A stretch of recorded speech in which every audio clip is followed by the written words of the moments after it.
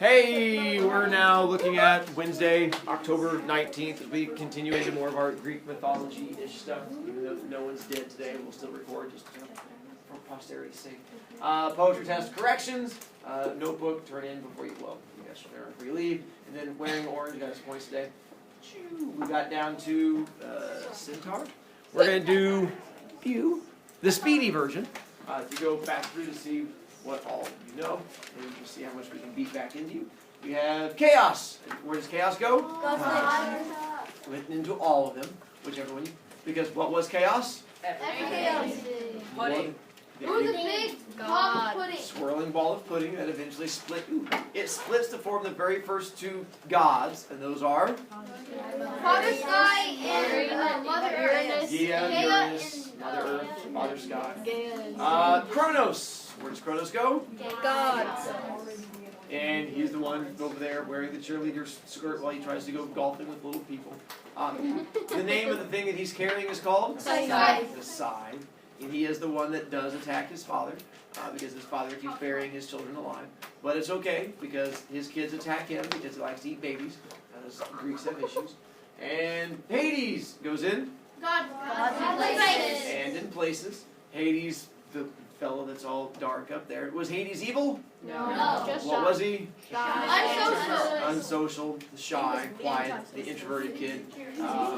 And he also is not creative. Was he named the place where he lives? Hades. He names it Hades. And so he named the place where he lives after himself.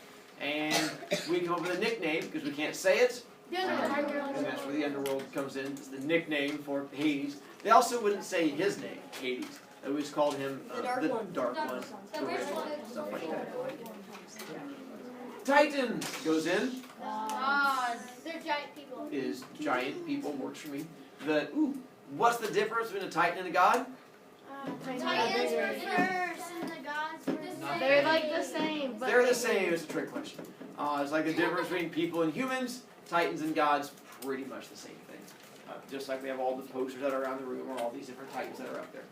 Vulcanize goes in. What god does that word come from? Vulcan. Comes from God. Vulcan. Vulcan's his Roman name. Hephaestus is his Greek name. Well done there. And Pandora goes in. Well, Technically, she was actually a human, but she hangs out with the gods and marries a god and hangs with all their parties and stuff like that. So kind of qualify her as a god, if you will. Narcissus goes in. gods. other stuff. I put him in gods, even though, yeah, he was a nymph, which is like little elfy things, but he, once again, hangs out with the gods and goes to all the parties, so because of that, I went ahead and threw him into the gods area, even though he's not technically a god. Styx goes in. She starts off as a god, and then becomes? Eventually becomes a river. But what's wrong with the river she becomes? Because her bad personality. So where do they put it? The underworld. Into Hades. That becomes the thing that separates the underworld from the rest of the world. And then, and Scythe goes in. What is a scythe? Good job, jump around, kid. Hopefully you introduced your parents to what you were learning right now by taping a knife to the end of a stick and chasing your father around yelling, "We're all learning now!" No, then you get something to do this weekend. Wait till dinner when they say, "What'd you learn in school?" And you go, "Game on!" And then you grab the knife, start taping it twisted, like, "What are you doing?" You're like, "Whoa, you're gonna learn!" Hopefully he runs. If not, then he's gonna learn offhand. Harpy goes in. Harpy is An ugly girl. ugly girl Screeching. and the screeching person. If you want, while you're chasing your father around, helping him be educated, when your mom starts complaining, say, "Shh, Harpy." And the learning happens because she goes, "What'd you say?" You go, "Greek mythology." And then it makes it completely okay. She's like, "Oh, learning." And you're like, "I know." Because learning is good. Uranus goes in because, why is he a place? Because he's also not a planet. I mean, he is a planet, but not in Greek mythology. He's the sky. And who was he married to? Mother Earth. Gaia, who's also Mother Earth. So the giggling begins. And then we go to Charon. He's a god. Good job, May. He was a god. And he had a job. What was his job? Takes you across the river. In the underworld. The deadly river. Gold coin. One shiny gold coin to get across the river. One Styx. shiny monkey treat. Yeah, one shiny. I don't think he took monkey treats, but you could try. And the Minotaur? Other stuff. It's a bull and it's a mix. It's which half is the bull? Top. And then the other half is. human. And what is it the Minotaur would eat? Human. And there was only one of them. So there was only ever one that was supposed to exist, and he got killed by this kid that came along and fought him. Puppy children. Centaur goes in. Other stuff. Was half Horse. and half. Man. Nicely done. Which half is the horse? Bottom. Bottom. Unless you're doing BoJack Horseman from Netflix, but other than that, no. And now we get to Tartarus, because this is one we had not gotten a chance to get to. So let's go back to the hands and see where you want to put Tartarus. God, Wait. place, Yeah. thing, other stuff. Can't figure out where you put it. No, it's in things. It's actually in places.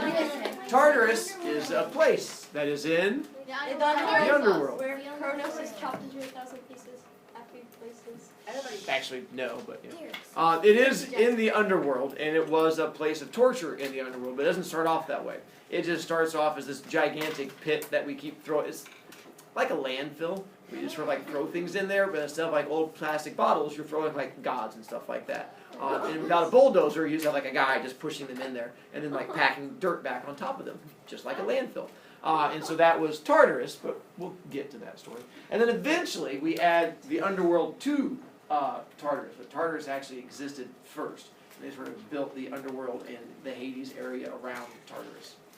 Olympus goes in. Wait, gods, places, things. Places. It's a place. A mountain. It was on a place called Mount Olympus. And at the top was this palace called Olympus, which is why it was called Mount Olympus. And we have gods, titans, that get to live there. And what do you call a titan living in Olympus? Zeus. Starts with an O, ends with Olympian. Olympian. There you go on that one. Kind of bump set spike there. And so, yeah, any of the gods that lived in Olympus were called Olympians. How many can you have at one time? 5, 7, 10, 92. How many big posters do I have? 1, 2, 3, 4, 5, 6, 17. 19, Around 30. Wow. Greater than 0. So at some time we're going to figure out there's a difference between 20. big poster and small poster. Which is why I said big poster. Which I 12. good job. I said 12. Wow, I'm scared for I step already. And so you can have 12 Olympians at any one time. Because there were 12 thrones on Mount Olympus, and you had to sit on a throne to become an Olympian. You could go up and visit Olympus, but you couldn't actually become an Olympian. And the 12 big posters are the 12 main Olympians. There's a couple that lose their thrones, and a couple others that gain thrones, but those are considered the main core Olympians, the 12 that are up there for the longest period of time. Epimetheus, god, place, thing, other stuff. He's a god. He was actually the god of idiots. Yes, they're like dumb people. There was a god of geniuses who was Prometheus, and he had a twin brother, Epimetheus, who was the god of idiots. Epimetheus made humanity, made us out of mud. Does that mean we were made by the god of idiots? Yes. And some kids in your classes embrace that. And so we'll get to that story too. But Epimetheus was the god of dummies, and he had issues, as you would be by being the god of dummies. Satyr. So the satyr, giving Olivia a chance to find it. Never mind. God, place, thing, other stuff. Did you ever find it? Yes. Good job. Where'd you put it? I put it in places. Ah, Oh, come on. good judge. A satyr Other stuff. is other stuff. The satyr, much like the centaur, the minotaur, the mermaid, all of that, the satyr was half man, half goat. Pan was the most famous of all the satyrs. The one that's right up yonder, that fellow, that was Pan. He was half man, half goat. There was a whole, like centaurs, there was a whole race of them. They were known as the protectors of the woods. Technically, you could put them in gods, because they got to hang out with the gods also quite a bit, but more so than the centaurs did. And Atropos, our last one, God, place, thing, other stuff. Atropos, if it ends in an S, it's probably a god. Atropos was a god. Atropos worked with her two sisters, Clotho and Lachesis, and the three of them were the three fates who controlled how long humans got to live. The problem with the Hercules movie is that it does not get twitchy when you talk about the Hercules movie. Like if you've ever seen any book get turned into a movie, the Hercules movie has very little to do with the Greek mythology. They just took like a whole bunch of the Greek names and were like, well, just write a story using random names. Because most of the Hercules movie does not actually connect to Greek mythology. The Fates did control the life of man, but they did not cut the line to kill you. They cut the line because that's when you were born. But we'll talk more about Hercules later and all the awful things in that movie. But these were the three sisters that were in control of it. And Atropos was the one who cut the string. In the movie, she's the one that goes paching, and the sisters go pachar.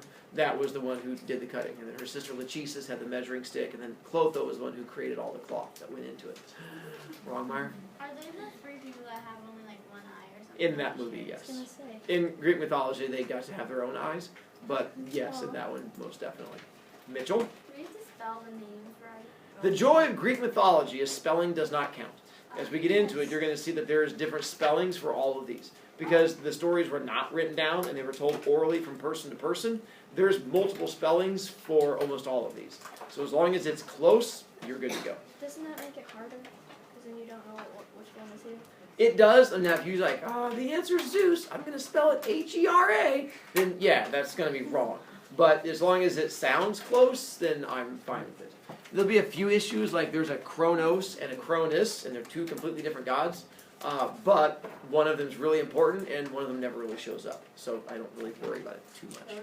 But for the most part, Hephaestus is one. You're not going to have a lot of names that sound like Hephaestus. Now you have Ares and Iris. That might be closer, but Greek mythology, yay. We're now done with the notebook. You can put that to the side for now. All that one. We're now going to take a look at the blue sheet and your iPad. No, surprise! On your iPad, those two things you downloaded, they're going to help you out. Because we're going to start going through the blue sheet, and there's going to be answers on those two handouts. Because on that blue sheet, in the top left-hand corner, there are 10 words that connect to Greek mythology, that have roots from mythology. What I'm going to have you do is we're going to figure out what god those words come from, and then what their definition is, and how it connects to Greek mythology. The way to figure it out is like the first one, jovial. You have to figure out what god jovial would connect to. To do that, you have to either know what jovial means, or know what the Greek and Roman gods are. The family tree one, not as helpful. The one that has all the listing of the gods, going to be a bit more helpful for you here. And so you have to look at the Greek names, look at the Roman names, and eventually, hopefully, one of them sort of pops at you. If not, then we're going to try and help you out. Schuler, you have a question? Is it focused? It is focused, dear. All right. For the first one, jovial. What god? Longmire? Zeus. Why do you say Zeus? Because on the thing it says Jove. His name. His Roman name, he has two, Jove and Jupiter, both referred to him. But Zeus is where we get the word jovial from. And in Greek mythology, well, one, this is Zeus. He's the fellow back over there holding his lightning bolt. Why he's made like a seahorse, I have no idea, because he has like a tail on him.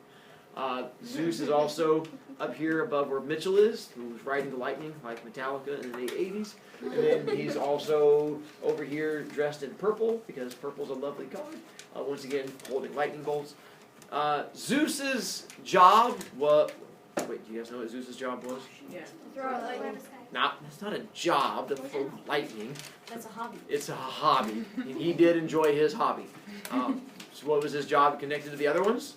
This guy. Oh, wasn't he like the He was the ruler. Weather. His job was to be king. So Zeus was the king of all of the other gods, which is where we sort of get the word jovial from. Do you guys know what jovial means? Very happy. It means happy. The reason they say that is because it was thought that if you were happy, then it was like being on top of the world. That they would see you and you're walking around smiling, everything's going your way, and like, oh, you must be on top of the world. How very Jove-like of you. You had everything going your way. And after a while, they just sort of called you jovial, which meant that you were like Jove, in the fact that you were happy and everything was perfect. Which is ironic. We get this word that means happiness from Zeus. Because most of our stories about Zeus, he is an angry, grumpy little Gus. He is not a happy fellow. We have like almost no stories that involve him like being happy and high-fiving people. Almost every story involves him either getting yelled at, or torturing someone, or killing someone, or avoiding getting in trouble, or doing something really stupid, but very seldom is he happy. So I thought it was ironic that we get the word jovial from him. And then cereal goes from Lonnie. Demeter. Why do you say Demeter? Because his thing is. What is she the god of? Goddess of agriculture and fertility. Is correct. Demeter, whose Roman name was Ceres, C-E-R-E-S, she was the god of agriculture, which just means growing of food. She's the one over here who's hugging a bunch of wheat and throwing a gang sign, apparently. And then she's over here above Mitchell, which, once again, she's sitting on like a throne of wheat. And then here, she is the one that's in yellow, once again, hugging wheat. And she had a hobby. And then she's yelling at Hades, which is a story that we'll eventually get to also. Is she throwing didn't her daughter She's not throwing a gang sign in that one. She's just pointing at him. Maybe she might be shooting him with a gun. But yeah, I don't know why she's throwing a gang sign in that one. That's just great. She's like, West Side! West Side Olympians. And so cereal, which comes from Demeter. Do you guys know what cereal is? It's something you eat. Not just something you eat, because you can Something eat that iron. you eat. There you go. Food that comes from grain was originally called cereal, because it was something that came from the god Ceres. Because when we first started eating cereal, it was just a big pile of like oats and grains and corn that kids poured milk over, and it was disgusting. Because kids were like, crunch, tastes like real gravel. The problem is kids didn't like it, so to make it taste better, they sprinkled sugar on it. And the kids like, sugar makes the gravel go down. But companies wanted to do this thing called making money. And they figured out if you go ahead and just put the sugar straight on the cereal, kids buy more of it, and you make more money. So they started making even more money. And then they realized, you know what, we make even more money, we put even more sugar on it. But they go, we're running out of room in the box. Problem solved. You take out some of that corn and grain, and you put in more sugar, and eventually you get chocolate-covered sugar bits, and that's what you guys eat today. Even though today's cereal has like no grain in it whatsoever, originally it did. There's cereal. Volcano! And what does volcano come from? Scarf. Hi. Nicely done. Because what's his Roman name?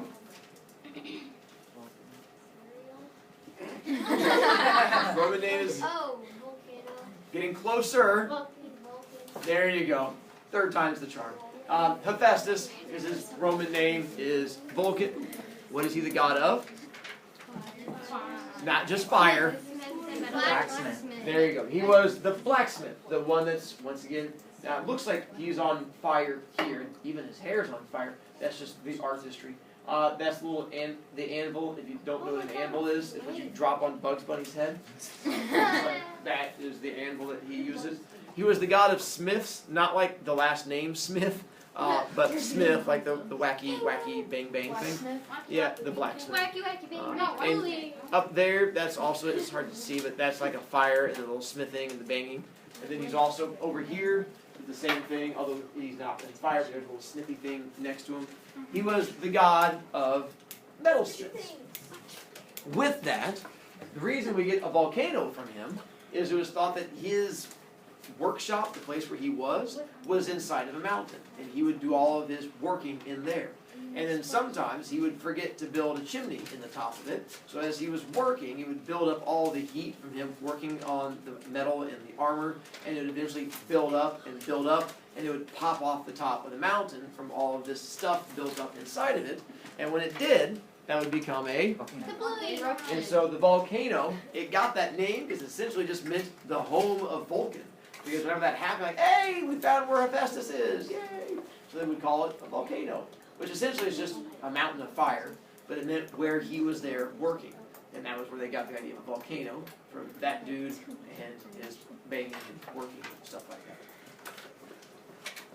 Which, oh yeah, speaking of the whole spelling things wrong, Hephaestus, kids seem just like the number one mispronounced name, because for some reason that PH in the middle seems to throw people off, even though you use something every day in your pocket that has a PH at the beginning of it. But then you put a PH in the middle and you're like, no, it's just the PH makes an F sound.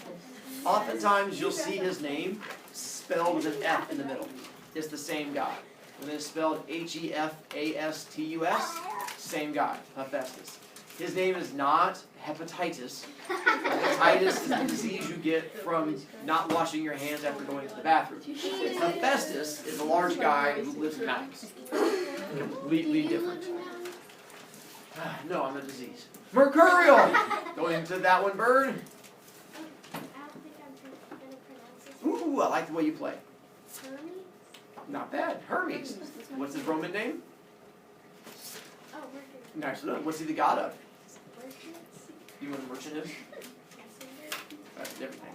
You know what a merchant is? Rich people. Someone who sells stuff. Someone who sells stuff.